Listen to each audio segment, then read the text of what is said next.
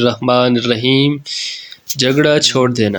نبی کریم صلی اللہ علیہ وآلہ وسلم نے ارشاد فرمایا، میں اس شخص کے جنت کے کناروں پر گہر دلوانے کی ضمانت دیتا ہوں جو جھگڑا چھوڑ دے خواہ وہ حق پر ہو۔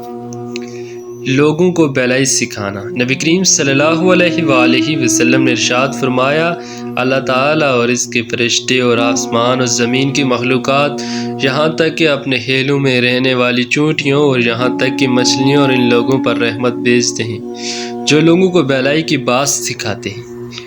ایک آدمی کی ہدایت۔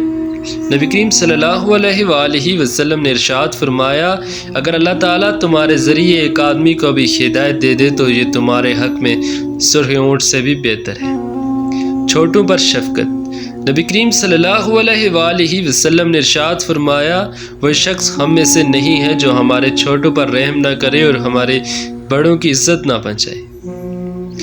بوڑھوں کا اکرام۔ نبی کریم صلی اللہ علیہ وآلہ وسلم نے ارشاد فرمایا، یہ اللہ تعالیٰ کی تعظیم کا ایک حصہ ہے کہ کسی سفید بال والا مسلمان کا احترام کیا جائے۔